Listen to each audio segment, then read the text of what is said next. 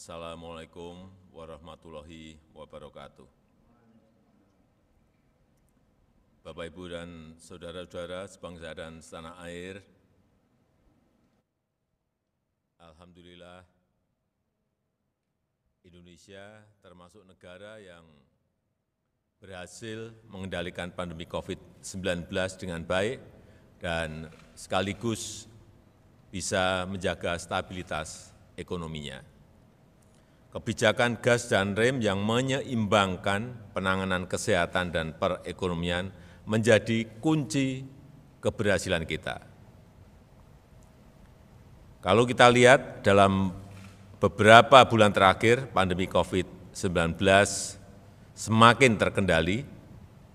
Per 27 Desember 2022, kasus harian 1,7 kasus per 1 juta penduduk, positivity rate mingguan itu 3,35%, tingkat perawatan rumah sakit atau BOR berada di angka 4,79%, dan angka kematian di angka 2,39%. Ini semuanya berada di bawah standar dari WHO.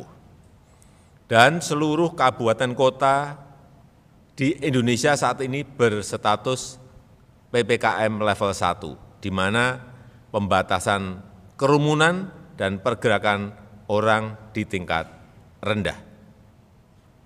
Setelah mengkaji dan mempertimbangkan perkembangan tersebut, kita ini mengkaji sudah lebih dari 10 bulan, dan lewat pertimbangan-pertimbangan yang berdasarkan angka-angka yang ada, maka pada hari ini pemerintah memutuskan untuk mencabut PPKM yang tertuang dalam Instruksi Mendagri nomor 50 dan 51 tahun 2022. Jadi tidak ada lagi pembatasan kerumunan dan pergerakan masyarakat.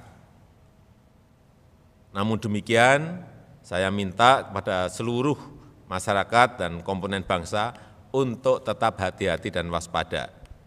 Pertama, masyarakat harus meningkatkan kesadaran dan kewaspadaan dalam menghadapi risiko COVID.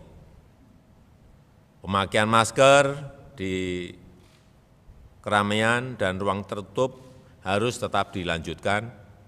Kesadaran vaksinasi harus terus digalakkan karena ini akan membantu meningkatkan imunitas.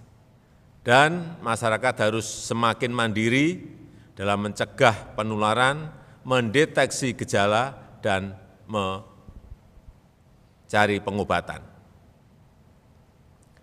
Kedua, aparat dan lembaga pemerintah tetap harus siaga. Fasilitas kesehatan di semua wilayah harus siap siaga dengan fasilitas dan tenaga kesehatan. Pastikan mekanisme vaksinasi di lapangan tetap berjalan, utamanya vaksinasi booster. Dan dalam masa transisi ini, Satgas COVID-19 pusat dan daerah tetap dipertahankan untuk merespon penyebaran yang cepat. Jadi Satgas daerah tetap ada selama masa transisi. Bapak, Ibu, dan saudara-saudara sebangsa dan setanah air, walaupun PPKM dicabut, ini juga perlu saya sampaikan, jangan sampai ada kekhawatiran. Walaupun PPKM dicabut, bansos akan tetap dilanjutkan. Bansos selama PPKM akan dilanjutkan di tahun 2023, bantuan vitamin dan obat-obatan akan tetap tersedia di vaskes yang ditunjuk, dan beberapa insentif pajak dan lain-lain juga akan terus dilanjutkan. Saya rasa itu yang ingin saya sampaikan. Semoga Tuhan Yang Maha Kuasa senantiasa meridhoi segala ikhtiar bangsa Indonesia untuk mencapai Indonesia maju. Terima kasih. Wassalamualaikum warahmatullahi wabarakatuh. Dan mungkin perlu sedikit saya tambahkan bahwa Indonesia ini termasuk satu dari 4 negara G20 yang dalam 10 bulan, 11 bulan berturut-turut tidak mengalami gelombang pandemi. Kita ingat saat puncak Delta kita berada di angka 56.000 dan di Juli 2021 dan di Februari 22 kita mengalami lagi puncak tren karena Omikron berada di angka 64.000 kasus harian. Saya kira data-data ini perlu kita sampaikan. Kemudian kondisi pandemi juga semakin terkendali. Kalau kita lihat kemarin kasus harian pada 29 Desember hanya 685, kemudian angka kematian di 2,39%, bornya juga berada di 4,79%. ICU harian di 297. Kemudian ini yang juga penting, pencabutan PPKM ini juga dilandasi oleh tingginya cakupan imunitas penduduk. Jadi dari serosurvei, ini kalau kita lihat angkanya, di Desember 2021 itu berada di 87,8%, 87,8%, di Juli 2022 ini berada di angka 98,5%. Artinya kekebalan kita ini secara komunitas berada di angka yang sangat tinggi. Dan jumlah vaksinasi sampai hari ini berada di angka 448.525.478 dosis. Ini juga sebuah angka yang tidak sedikit. Saya rasa itu tambahan.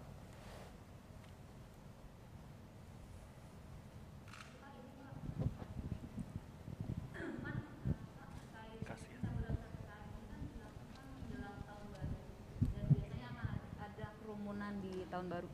Oh iya. Selamat sore Pak, saya Nina dari Harian Kompas. Pencabutan PPKM ini kan dilakukan menjelang malam tahun baru dan biasanya kan di malam tahun baru akan terjadi kerumunan. Apakah ada antisipasi dari pemerintah untuk mencegah terjadi lonjakan baru misalnya ketika setelah libur tahun baru ini berakhir? Juga saat ini kan di beberapa negara tetap ada lonjakan kasus, meskipun Indonesia tidak ya Pak, tapi kan negara lain seperti Cina misalnya juga masih mengalami penambahan kasus yang cukup lumayan. Antisipasinya seperti apa? Apakah juga untuk orang-orang yang datang dari negara-negara dengan kasus-kasus cukup banyak, apakah akan ada antisipasi khusus, akan ada perlakuan khusus seperti itu Pak? Terima kasih. Ya tadi sudah saya sampaikan angka-angkanya bahwa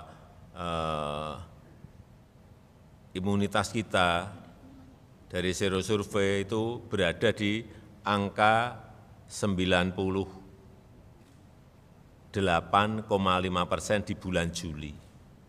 Angka itu yang kita pakai pegangan, bahwa kekebalan imunitas kita itu sudah sangat baik. Sehingga tidak perlu seperti negara-negara lain kita harus mengadakan PCR lagi di bandara, dan sejak Februari 22 beberapa negara juga mengalami puncak baru varian Omikron. Kita pernah juga berhasil mengendalikan, dan kita termasuk sedikit negara dunia yang tidak mengalami gelombang pandemi dalam 10 bulan, 11 bulan berturut-turut. Artinya apa? Pencabutan PPKM ini tidak asal cabut, dilandasi kajian-kajian sains, termasuk masukan-masukan dari para epidemiolog, tentang tadi imunitas masyarakat seperti apa, perkembangan virusnya seperti apa, semuanya itu sudah melalui kajian-kajian dan melihat perkembangan dari bulan ke bulan seperti apa. Jadi ini sebuah kehati-hatian kita tidak tergesa-gesa mencabut pada saat itu, meskipun tidak ada lonjakan kasus.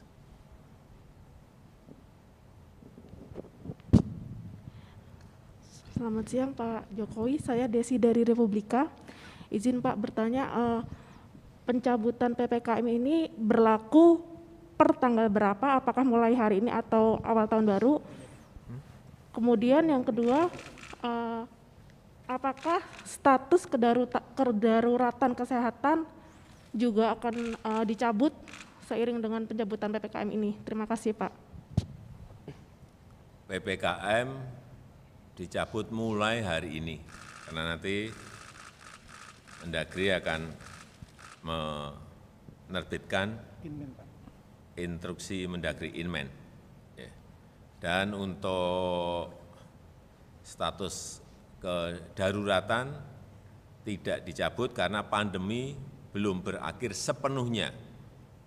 Dan pandemi ini sifatnya bukan per negara, tapi sudah dunia, sehingga status kedaruratan kesehatan tetap dipertahankan mengikuti status dari Public Health Emergency of International Concern dari Badan Kesehatan Dunia WHO, bukan kita. Satu lagi Pak, Fajar dari Tempo Bapak. Pertanyaan pertama yang ingin saya tanyakan, pencabutan PPKM ini kan diumumkan hari ini gitu Pak, yang kebetulan beriringan dengan penerbitan Perpu Cipta Kerja yang salah satu alasannya untuk mendorong ekonomi karena kegentingan yang memaksa. Apakah pencabutan PPKM ini juga dilandasi oleh alasan karena pemerintah ingin mempercepat pemulihan ekonomi atau ingin ekonomi ini segera bergerak dan diumumkanlah pencabutan PPKM itu di hari yang sama dengan Perpu Cipta Kerja? Dan pertanyaan kedua Pak, kalau boleh nyambung ke Perpu Cipta Kerja, tadi kan mungkin sudah dijelaskan oleh Pak Mahfud, tapi masih banyak di luar masyarakat yang mengkritik ini kegentingan memaksanya belum terlalu memenuhi jika diambil alasan perang ataupun kondisi ekonomi global yang berpengaruh ke Indonesia. Banyak yang mengkritik ini belum kegentingan yang memaksa untuk menerbitkan Perpu. Bagaimana tanggapan Bapak atas kritik tersebut? Terima kasih Pak. Ya, ini ada urusan kesehatan di sini, urusan ekonomi di sini. Jadi jangan dicampur aduk ya. Jadi pencabutan PPKM ini benar-benar karena kita melihat kasus COVID-19 di tanah air dan sudah dilakukan sero survei yang tadi sudah saya tunjukkan di layar. Dan hasilnya juga menunjukkan bahwa sudah lebih dari 98% penduduk kita sudah memiliki kekebalan terhadap COVID-19. Kalau urusan ekonomi itu urusannya Undang-Undang Cipta Kerja, ini beda lagi. Hanya keluarnya hari yang sama gitu aja. Jadi memang kenapa Perpu, kita tahu kita ini kelihatannya normal, tetapi diintip oleh ancaman-ancaman ketidakpastian global. Saya sudah berkali-kali menyampaikan berapa negara yang menjadi pasiennya IMF, 14, yang 28 ngantri di depan pintunya IMF, untuk juga menjadi pasien. Ini sebetulnya dunia ini tidak sedang baik-baik saja. Ancaman-ancaman resiko, ketidakpastian itulah yang menyebabkan kita mengeluarkan Perpu, karena itu untuk memberikan kepastian hukum, kekosongan hukum yang dalam persepsi para investor baik dalam maupun luar. Sebetulnya itu yang paling penting, karena ekonomi kita ini di 2023 akan sangat tergantung pada investasi dan ekspor.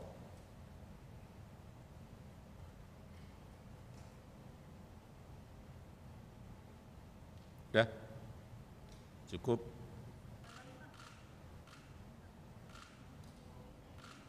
Indonesia. Izin Pak Jokowi, saya Indri dari Media Indonesia. Saya ingin menanyakan mengenai booster, Pak. Kan saat ini booster itu masih ada masyarakat yang sulit mendapatkannya. Lalu untuk balita juga berbayar ya Pak ya. Nah ini bagaimana Pak? Menteri Kesehatan. Iya, terima kasih. Jadi memang booster kita masih punya stok yang masuk dari luar negeri, hibah itu di atas 4 juta dosis. Kemudian kemarin atas arahan Bapak Presiden kita juga sudah membeli produksi dalam negeri, baik itu dari Inavac dan Indovac. Jadi satu dari Bio Farma, satu lagi dari Biotis dengan Universitas Erlangga. Itu totalnya antara 5 sampai 10 juta dosis. Dan itu sebenarnya sudah tersedia. Kapasitas penyuntikan kita memang sekarang agak turun nih. Dari 2 juta per hari sekarang turun ke 100.000, 150.000 per hari. Jadi sebenarnya stoknya ada. Cuma tinggal dipastikan aja bahwa teman-teman media bisa bantu juga. Utamanya para lansia itu tolong diyakinkan untuk di booster. Apalagi yang belum di booster atau yang belum divaksinasi. Kita mengamati yang masuk rumah sakit yang sekarang dan yang meninggal itu ternyata lebih dari 50% belum divaksin dan lebih dari 70% belum di booster. Jadi minta tolong juga dibantu, dihimbau agar utamanya para lansia yang belum divaksin dan di booster cepat-cepat di booster. Stoknya itu kayak tadi masih ada sekitar mendekati 10 juta dosis di kita. Terima kasih. Jadi semangat untuk vaksinasi harus kita gelurakan lagi agar masyarakat mau divaksinasi, baik itu booster maupun yang dosis lengkap. Sudah? Pak Mendagri mau menambahkan? Cukup, terima kasih.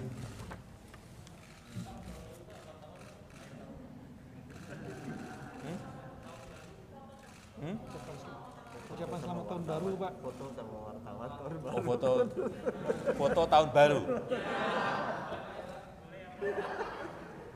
Di situ aja.